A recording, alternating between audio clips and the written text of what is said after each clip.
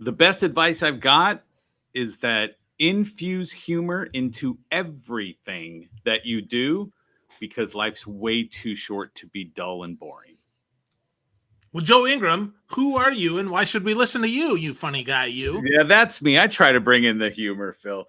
So Joe Ingram, known sales genius, electrical engineer, worked at a criminal defense firm, ended up in the automotive business, and then into sales training for any industry that's out there. But sold over as of 2020, $1.7 billion worth of products or services. And so I'm sure it's increased since then. I just haven't stopped. I needed it for a bio on a communication app, Clubhouse. And I was like, I've never sat down and done that. I encourage everybody, go out and see how much have you actually sold throughout your career. Because I only started my career in, what was it, 99. So to start going through all the things, going, that I was pretty impressed with myself by the time I was done, but I didn't take it as the win. I took it as keep going, keep There you going. go. There you go. So you said about infusing humor. Where did you learn that? Who taught you that, Joe? That I got from my humor is a self defense mechanism in my family. Okay, so that we got in there, but it was mainly from my father. My dad owned gas stations the whole time I was growing up. So as I started working at a gas station at 7 years old. And we had full service. So on West Coast, it's rare, but on the East Coast, it's kind of standard. But where somebody'd pull in, pay a little bit extra so that someone can pump their gas for them. And then I'd be sitting outside before school and elementary school. And then, after school, we had to go back. It was just hard, the school of hard knocks, but it was work ethic, which I love that I got that. And so, but I learned it from my dad because people used to jump off the freeway on their way to work.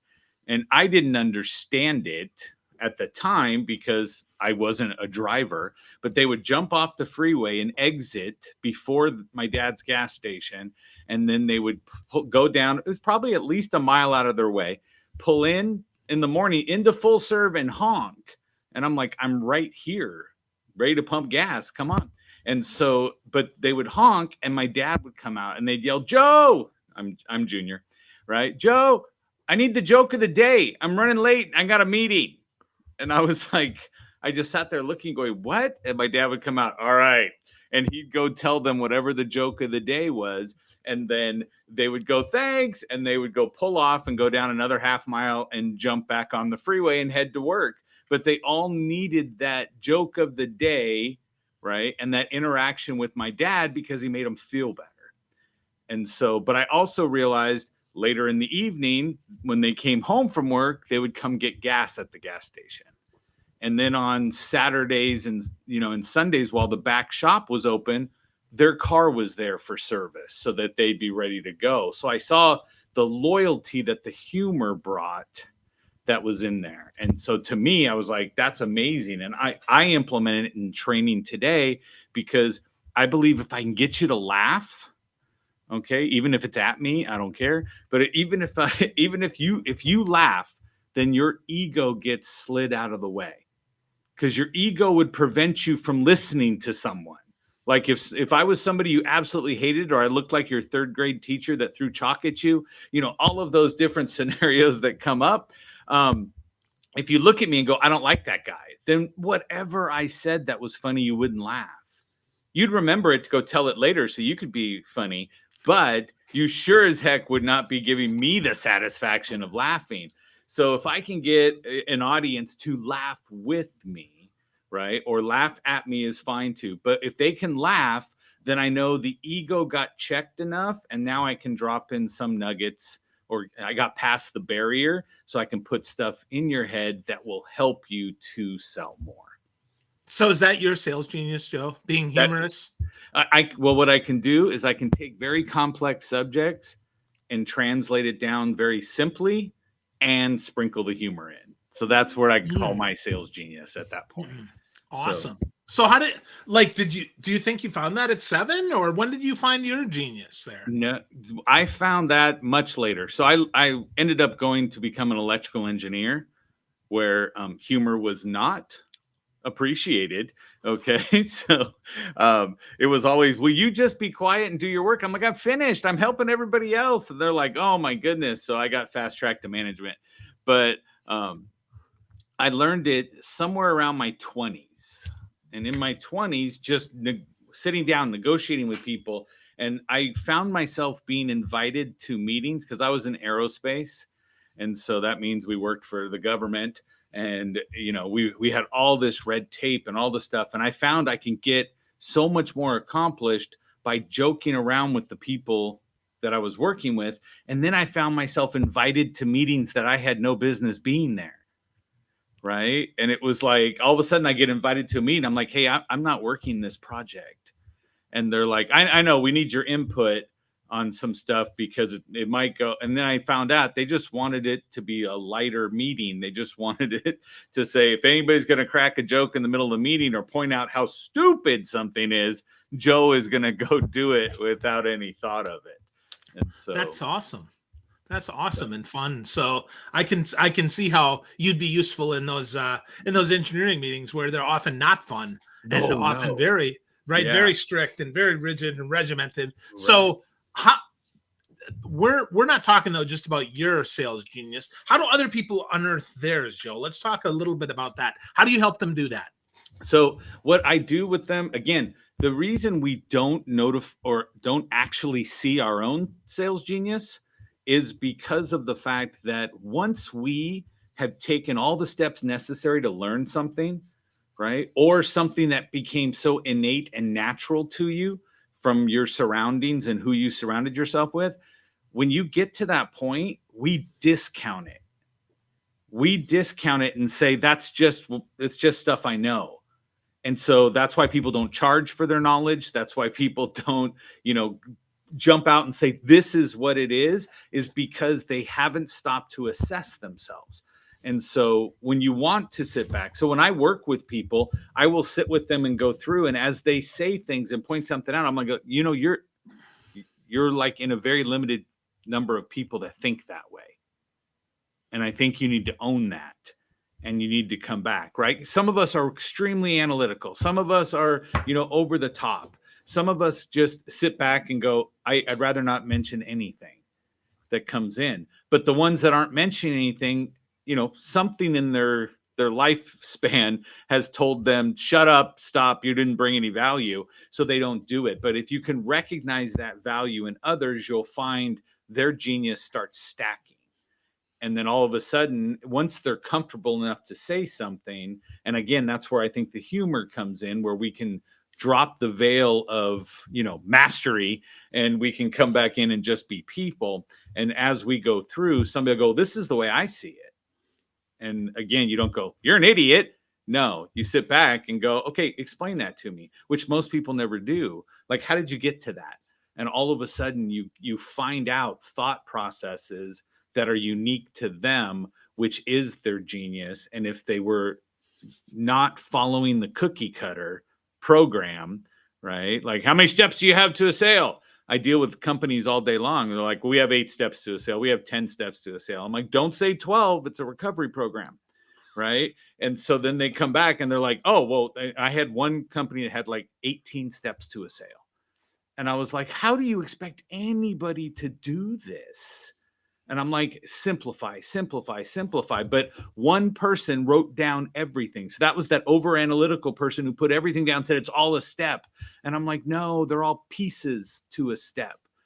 You can elaborate under the piece, but that's where you look at. And so once you start defining what would be a general sales process, looking at their input on the process, then you realize, yeah, maybe it's 1 through 10, but nobody has to go 1, 2, 3, 4, 5, 6, all the way through. Sometimes the customer will lead you and you're now on step 8 before step 5, right? And you're going back and forth, where that would melt down most people. And it's like, just master every step, let the customer walk you through, and then you'll find there's genius in that, because most people can't do that.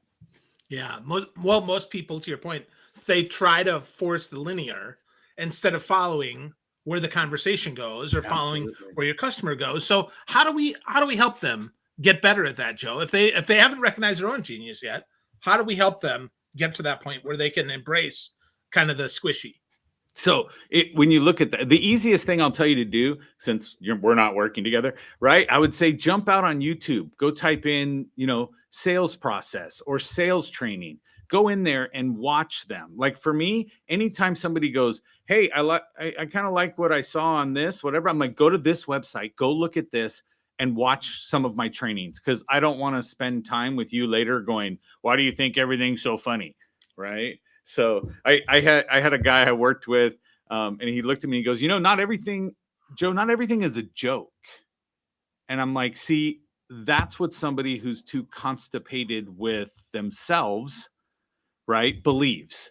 And I said, and he's like, what? And I'm like, right now his brain's going, did you just say that to me? And I'm like, yeah, see how throwing in something out of whack got you to understand you're so rigid and you're so trying to duplicate yourself and other people that you're not letting their originality come out.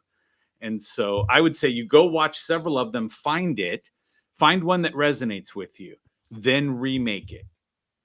Okay. And so that way, whoever's sitting back going, I don't know if I have a genius at anything, you would have it if you sat down to make a presentation or to make something. So go watch somebody when you see, go, yeah, that kind of, I like that.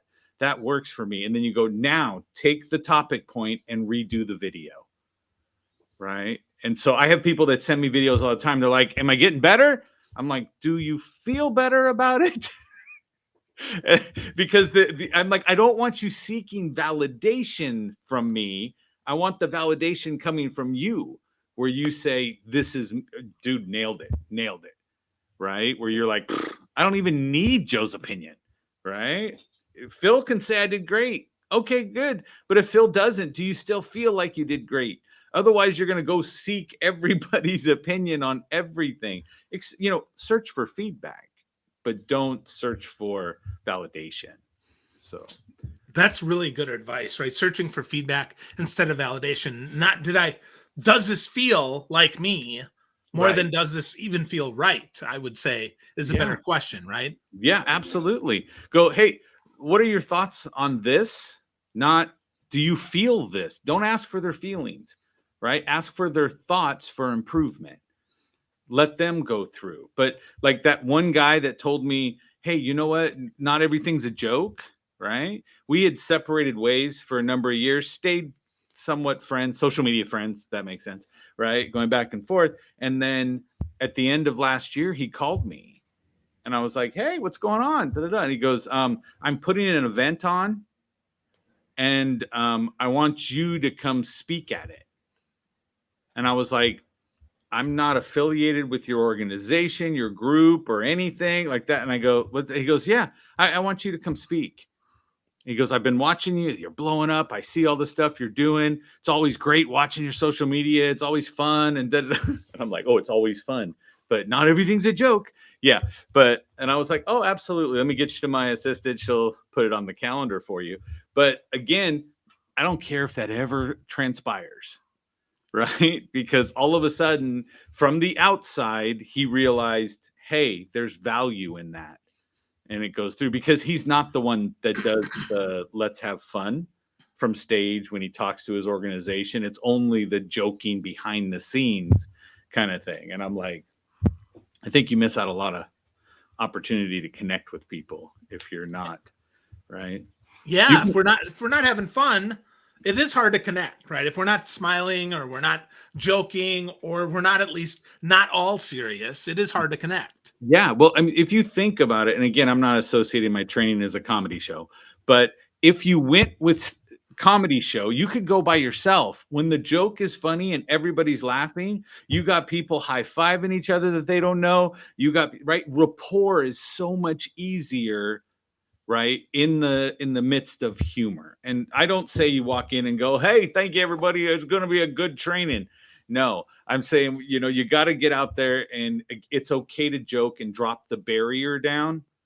Okay, so I never go, you can just call me whatever name you feel like. That's not a training, right? It's let's have a conversation, let's joke about it. More often than not, you can joke about the situation we share. We can joke about that, and that's how you infuse it. into the scenario, right? Just ask them one time, go, what was the worst experience a customer ever had? Right. And then you listen to them, and then everybody can laugh because you can relate to some segment of it.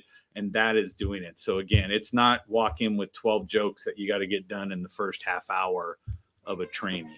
So. I'm disappointed, Joe. I thought you were going to tell me the 12 jokes that I have to have by Yeah, the end of my program. No, that's not no, how this that's works. how we use AI, right? We just tell you go to Chat GPT or Bard and go ask for 12 jokes that are socially acceptable to put into training.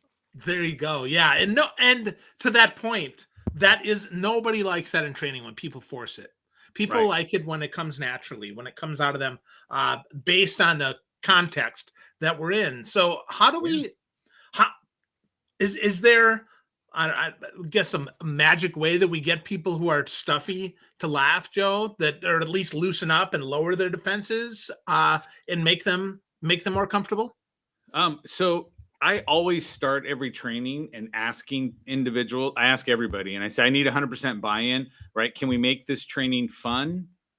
Or do I need to lecture to you so you can take notes? Right. So I'm going to opt in, right? I want everybody's opt in.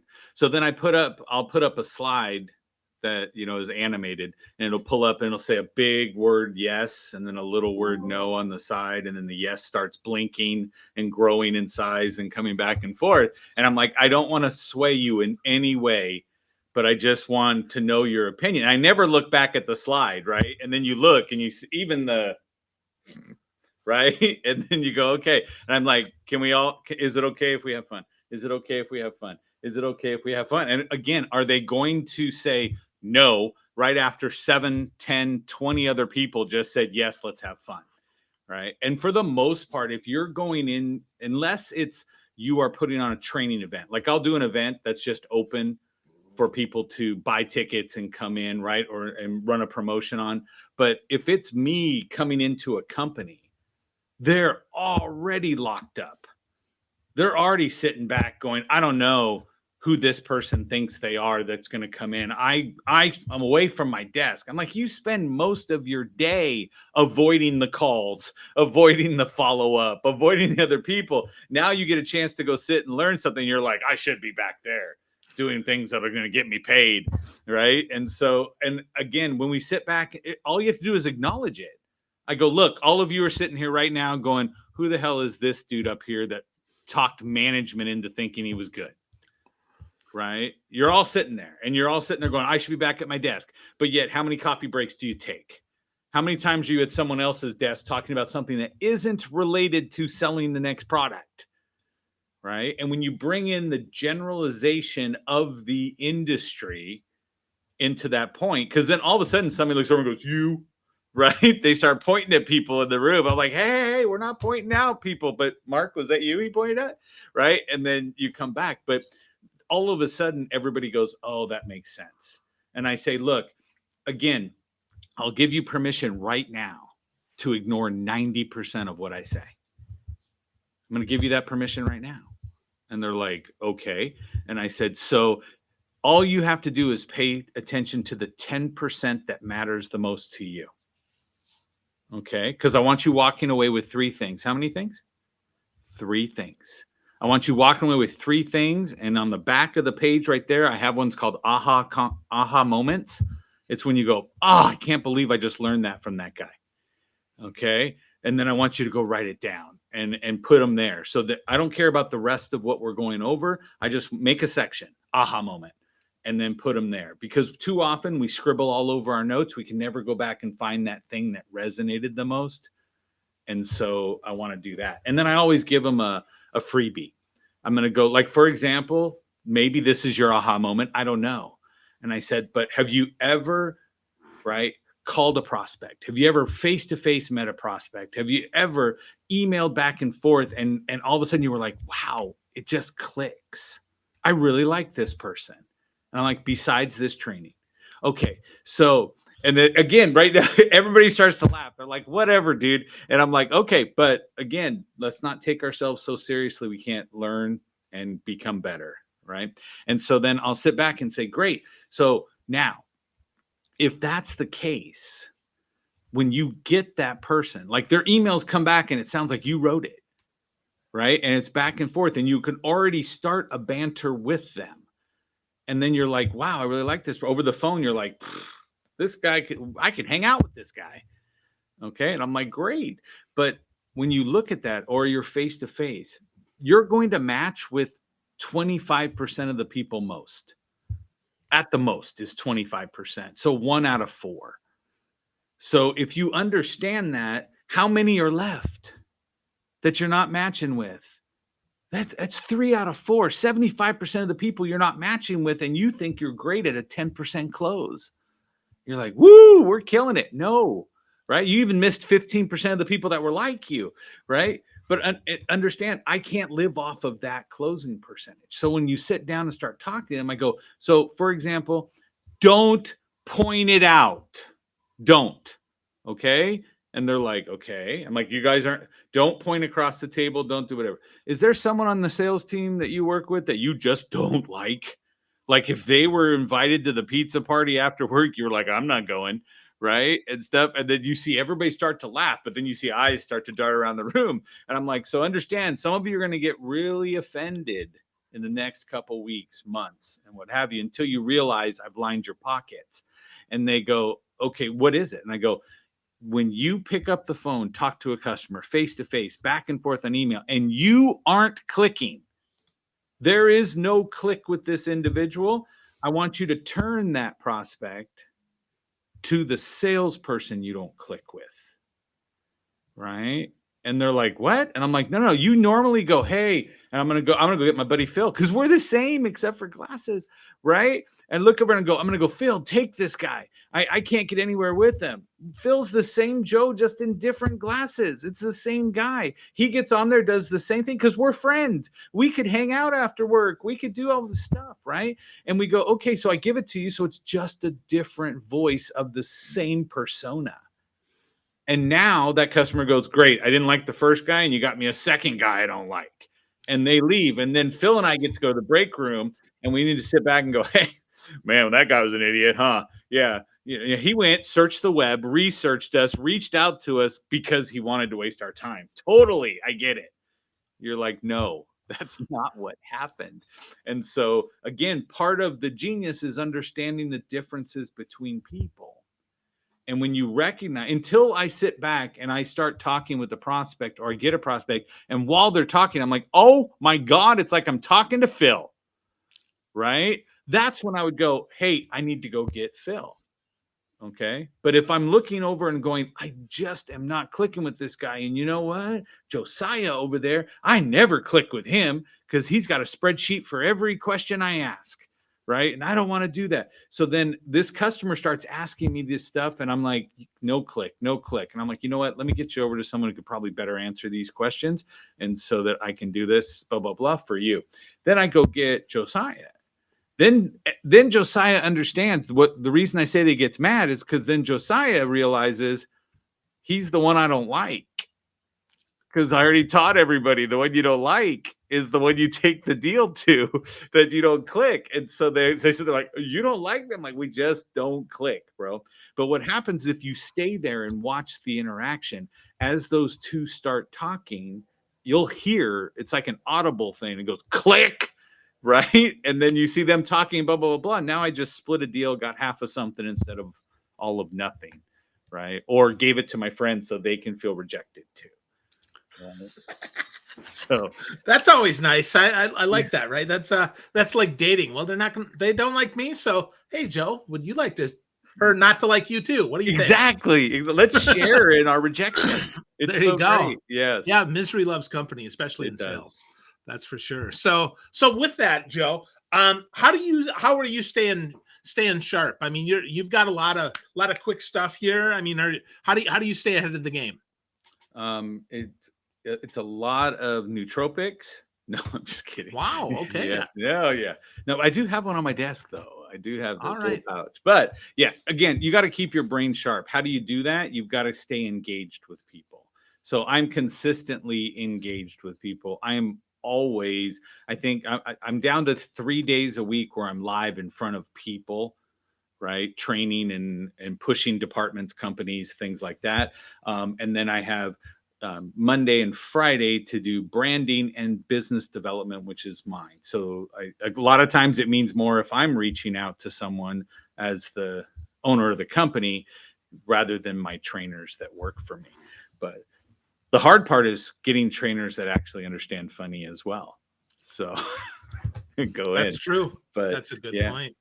That's a good point. So I find a lot of times the use of humorous videos as an intro into the training as we start. That's how we start it. Like right when we start, we go boom, put on a funny video, and then you'll find out who the stuffy ones are in there. And normally I will go, oh, as I start to hit play, I'm like, hey, hang on. So you're all aware. I'm going to stand in the back of the room and judge you all based on your reaction that's going to happen right now. And then you immediately see who's the ones that's scared of somebody else's opinion, right? That's there. You see the ones that are like, I don't care what you say, blah, blah, blah. And then you also get the one that just goes, I will have no emotion. And just sits there and you're like, okay. But if the video's funny enough, right? It's something outside of all of us that we can laugh at, something that's happening, and then come back in there.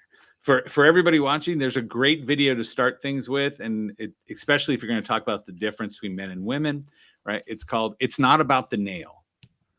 Okay, so "It's Not About the Nail" is a couple sitting on the couch. The wife has this giant nail sticking out of her forehead, like a hammered nail that's sticking out, right? And then she's like, I just have this pain, and da da da. And he's like, I bet if you took that nail out of, she's like, it's not about the nail. Why do you try to fix everything? I just need you to listen to me. He's like, I really don't think that's what you need. And she's like, you just always try. And he's like, ah. So then he stops and he's like, okay. And he lets her vent about the nail. And he goes, that's really hard. And then she's like, thank you. Da-da-da. And then you laugh because it's happening. Then she goes to kiss him and does what? Hits him dead on in the head with the nail. And so, but again, right there, you start listening, you come back and you go, okay, can you tell there's a difference between what men and women are looking to do? There's a basic difference in our communication. Let's talk about communication. Now everybody's like, okay, I got it. But the person who sat there the whole time went like this. Right? I run out of the room and go grab their manager and go, that one doesn't need to be in sales. Okay. That one does not need to be in sales. And they're like, what? I'm like, yeah. And nowhere near facing customers. That's what I want to tell you, is that person doesn't need it. Yeah. That's funny. That is funny. Well, Joe, if we want to get some of your not so serious training and get more of your insight, where do we find you online? Online is thegeniuslinks.com. Thegeniuslinks.com. Yeah. And that'll show you everything, every post that I'm out, as far as it'll say, here's all the social media sites, here's sample trainings, here's some stuff. For the audience, I'll tell them, go all the way to the very bottom. And if you look very closely, right, you'll see that there's a shaded out part that is secret stuff. So if you go there, click on it, you'll get some sample trainings, even more. You'll get presentations. You'll get a bunch of ebooks that I think bring value, but as a gift to your listeners, Phil. Oh, that's awesome. So friends, go to thegeniuslinks.com. Get to know more about Joe Ingram. He's humorous, not funny. Although he's funny too. Get to know him more. Looks are different. Yeah. Right? Yeah. That's what you got that face for radio, Joe. That's right. It's true. It's true. So good stuff. And learned a lot today. Made me laugh, which means I lowered my defenses too. So awesome job, Joe. Thanks, buddy.